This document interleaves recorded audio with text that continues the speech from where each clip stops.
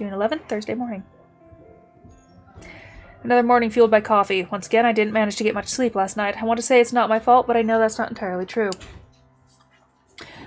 The grisly visions of those slain people on the train platform was burned into my mind's eye.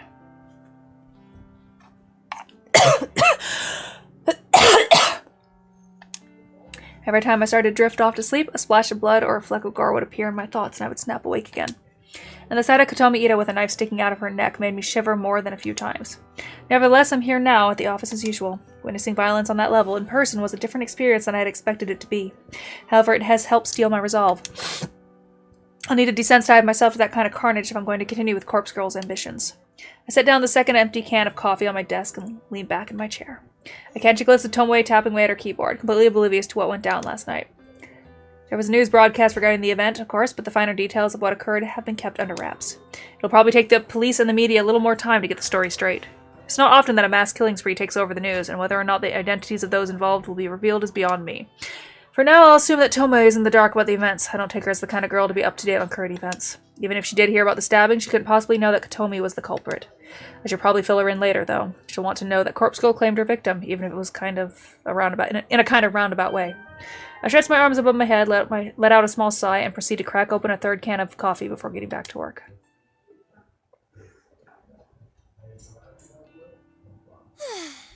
You got a minute? Shit, yeah. I wanted to speak to you anyway. Oh, okay. Well, you go first. For sure.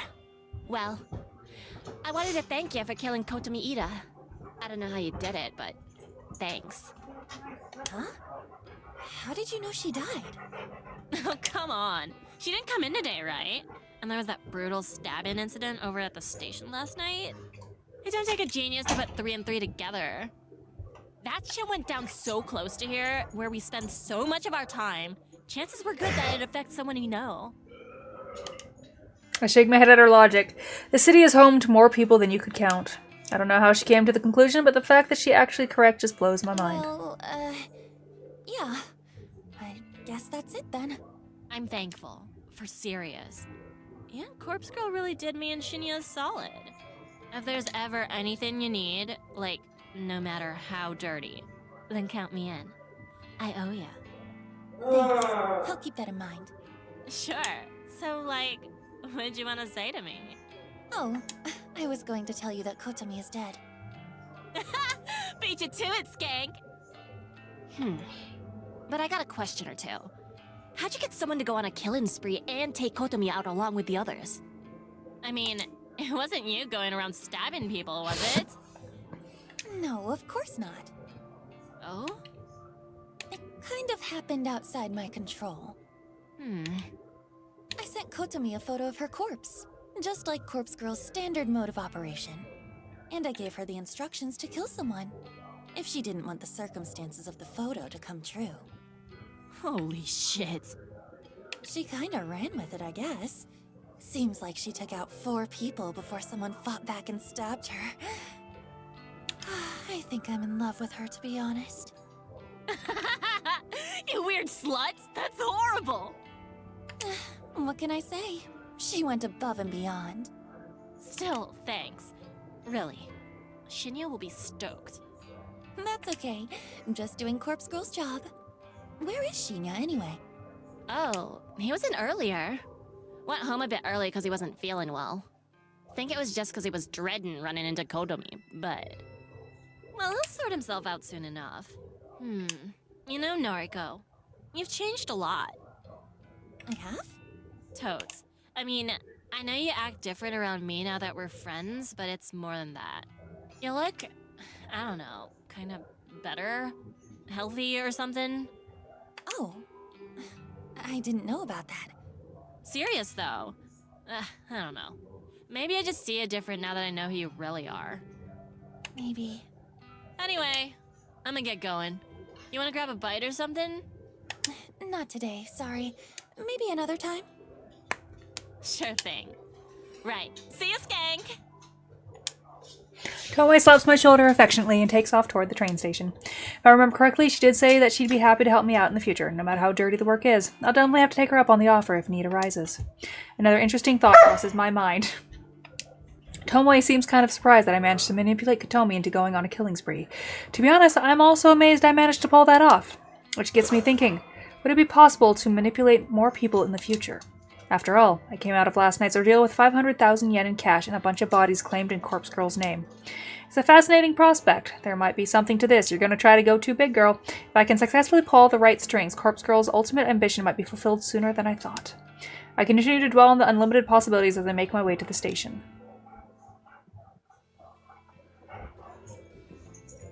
Standing on the train platform, and thankfully not the same one from last night, which has been temporarily closed, I stare into space, completely lost in thought. I start to wonder how Kojiro is getting on with finding us a suitable location. As I fantasize about having an abandoned warehouse or factory to call my own, my phone cries out desperately for attention. As I retrieve my handbag and glance screen, Kojiro is requesting a voice chat. I absentmindedly wonder if he read my mind and knew I was thinking about him as I answer the call. Hello. Want to see the place? No greeting, huh? Sauce. Hi. Want to see the place? What if I'm busy right now? Ah, Sauce. You busy? No. Right? Want to see the place?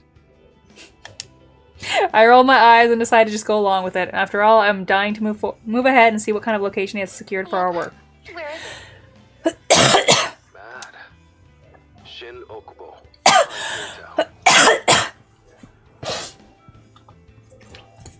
An abandoned factory. Just what you want. Shin Okubo. That's suspiciously convenient. Why? I work in Shinjuku. It's just one station away on my train line. Okay. I'm heading there now. You in? I'm in. How do I get to the factory from the station? Exit the station to Okubodori. That's K-Town proper. I'll message you the full address. Okay, got it. Just head through Koreatown. I'll be there soon. Mad. Bye. Kojiro ends the call and I immediately receive a message with the factory's address. Seems easy enough to get to. I feel a bit nervous about going there. It's a new place, and it's located in town I don't normally travel to. But for some reason I feel energetic. I actually feel enthused about this. Maybe it's because I haven't been hidden away at home all day. I've been at work, around other people. Perhaps that helped me acclimate to the concept of going somewhere new. And the chances of someone sneaking up behind me and strangling me in broad daylight are pretty slim, I think. As I put my phone away, the train pulls up to the platform. The same train that was going to take me home will now take me to Shin Okubo. It's the very next stop from here, Okubo. I'm a little wary of how convenient this is turning out to be. Could be Kojiro is luring me into a trap, but I don't know. I think he genuinely wants to be involved with Corpse Girl's work. I board the train and stand by the doors, ready to disembark at the next station.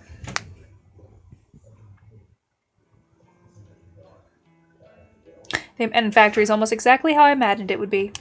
Tall, broad, and foreboding. Eroded and worn down with brick walls and steel sheeting covered with thick layers of black exhaust. Gigantic metal pipes protrude from within and wrap around the exterior only to re-enter through vents here and there. A series of ventilation shafts and chimney line the roof, but they don't release even a single puff of smoke. This place has been shut down for a long, long time. The front entrance is located at the rear of the small parking lot. It's a simple steel door that has been chained up and padlocked. Further along the side of the building is a loading dock, and it's an expanse of asphalt that leads to the concrete path and a giant rolling door. In the dock sits a derelict van covered in brown tarpaulin. This place is amazing! You haven't seen inside yet. I glance toward the steel door, securely chained shut, and wonder if anyone has entered within the last decade. If Kojiro is checked out on the inside, then he did well covering his tracks. Around here. I follow his lead as he walks towards the corner of the building. A steel railing bars our path, but he swiftly hurdles over it and continues down the side of the factory. I take a minute to climb over the railing, making sure not to twist an ankle as I stick the landing on the other side. Kojiro points to an open window. Thankfully, there seems to be enough of a gap for someone as large as Kojiro to slip through. I shouldn't have an issue getting in either, despite my thin, heavy-set frame. He slides in first, and I quickly follow. I'm getting tired of reading. And with that, I find myself inside the factory. The place is huge. It's an open-plan design, and it's pretty empty. It is pretty much empty. A few stray pieces of odd machinery line at one wall, a small forklift, a pallet jack, and a bunch of buckets and mops catch my attention. All of this could be useful for our little operation. A number of iron workbenches are piled up in a stack. They look heavy and rusted, but they would probably make good tables for resting corpses on. Aside from these miscellaneous items, the factory is essentially bare. The concrete floor is in bad shape, cracked and worn from probably 50 years of use. The thick brick walls are scorched in some places and dented in others. Still, It's perfect. Thanks. Figured you'd approve. How did you know about this place? Kojiro didn't answer immediately. His eyes turned to the stupendously high ceiling, with its array of glass sunlights beaming light down upon us. After a minute, he turns back Dad to used me. to work here. His dad? What did he do here? This place used to manufacture steel fencing, chain link fences, barbed wire, chicken mesh, that kind of thing. Huh, I see. A lot of that is imported now. There's still an industry here, but Dad couldn't compete. Went out of business maybe a dozen years ago. Died about a month later. He died? That's how it goes. I'm sorry. We weren't close. Well, could have been closer. So, how come no one else bought the factory? Look around. It's a dump. Who'd want it? Cost a fortune to fix or rebuild. Wonder if it was waiting for us. Yeah. I wonder. It definitely all seems too good to be true, but this is the real deal. This is our factory now. Going half Excuse on me. this, right? Right. Okay. Good. Welcome home then. Or something. Let's work well together. Roger that. I've entered an unlikely partnership with Kojiro. We've obtained a base of operations safe from prying eyes. The next step is to fill this factory with corpses and carry on with Corpse Girl's grand scheme.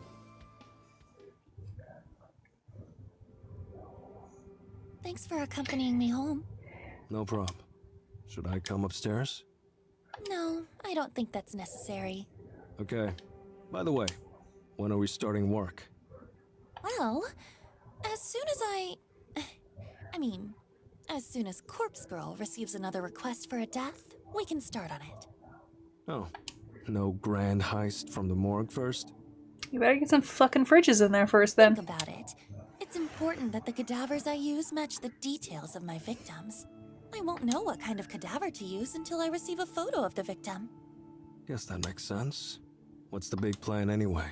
How do we lift corpses from the morgue?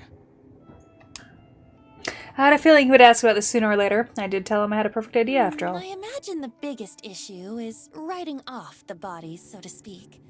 If a cadaver goes missing or is unaccounted for, there will be an investigation. Am I right? Guess so. We need to be able to take the bodies away from the morgue without anyone ever knowing they're gone. So, the solution is simple. We only take the cadavers that are due to be cremated. Okay, wise guy. A delivery company picks up the cremains nearly every day. Huh? Cremains? That's what the ashes are called. Oh, right. So what do we hand over? Empty canisters? It's simple. Fake ashes. Yeah, right. Fake ashes. Like I just have those lying around. Kojiro stops mid-sentence, stares straight at me. Might be onto something. Don't tell me you do have those lying around.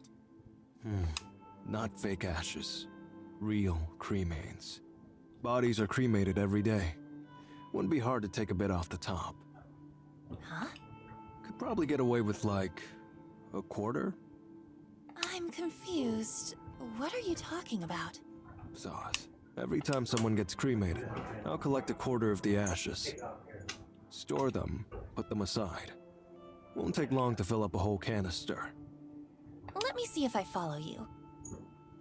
You gather up a little bit of ash from every cadaver that gets cremated. Whenever we want to hoist a body from the morgue, we use the previously gathered ashes to fill a canister. We slap a label on it that says, "These are the remains of so-and-so." Then we take so-and-so out of the morgue. We record that their body has been cremated, when in reality, it's been snatched from the morgue. I imagine the canister of ashes just gets picked up with all the others going out on the same day. Pretty much. We also put a token in the canister. A token? Like a dog tag. Has the cadaver's serial number engraved on it. Normally attached to the body before cremation. They don't burn. Lets the cremains be identified later. Ah, I see. Can we get our hands on those tokens? Sure. The bodies we're lifting from the morgue are due for cremation anyway. I can get the tokens engraved without a hitch. Proper serial numbers and all. Okay, good. This is getting complicated, though. There's quite a bit we have to remember to do. Don't worry. I'll take you through it when we need to. Most importantly, I'll need to start gathering portions of cremains. Need to have those collected in advance. Yeah. Thanks. Really. No probs. But big question remains. What's that? How do we move cadavers out of the morgue? Ever tried lifting a stiff? Not easy. And you're no bodybuilder. No offense. None taken? Look, security in the joint is minimal. I'm there alone like 90% of the time.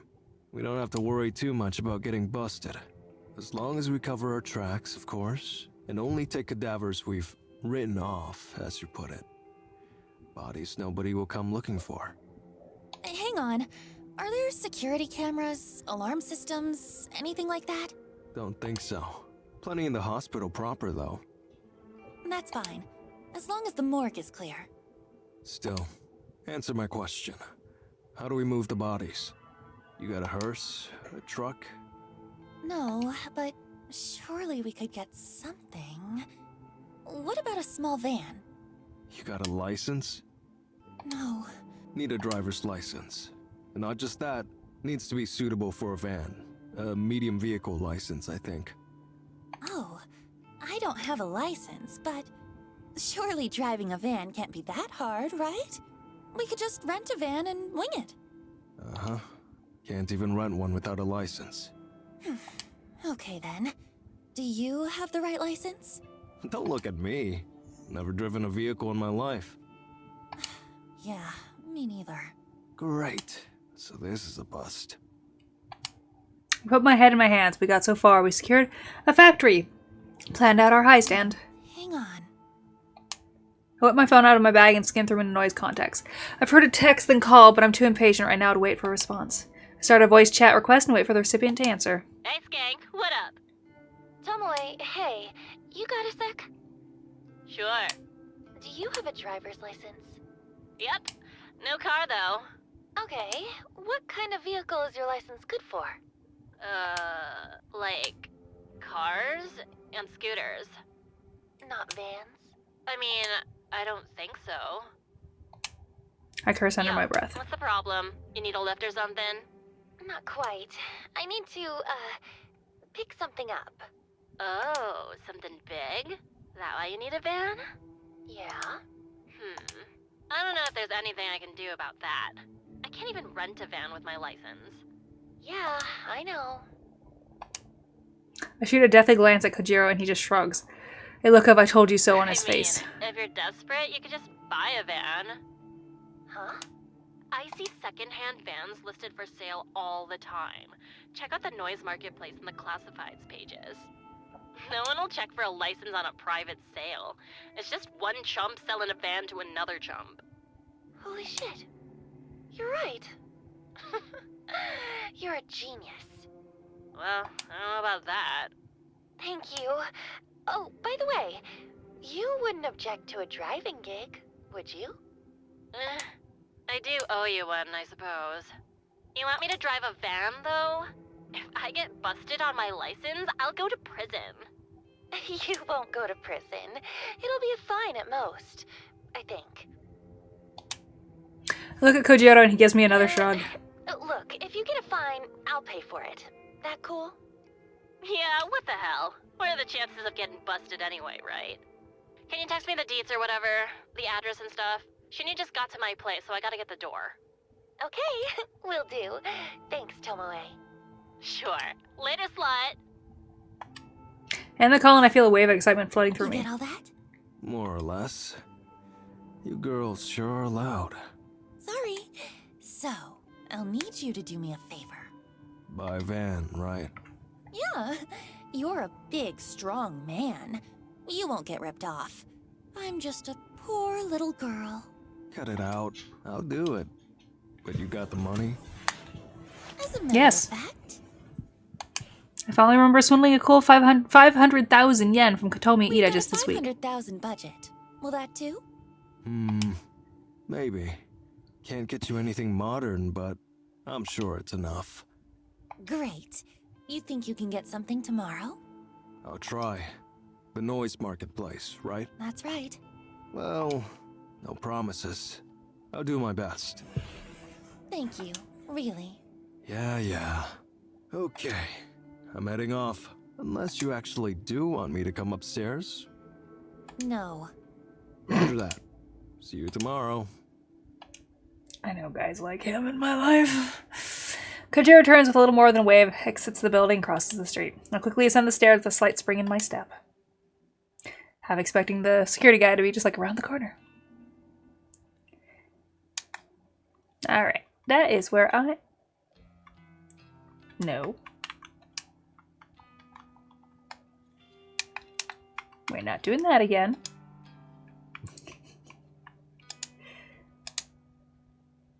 Alright, that's where I'm going to call it. Because it's a lot of reading, and I can only swear so much. So, bye-bye.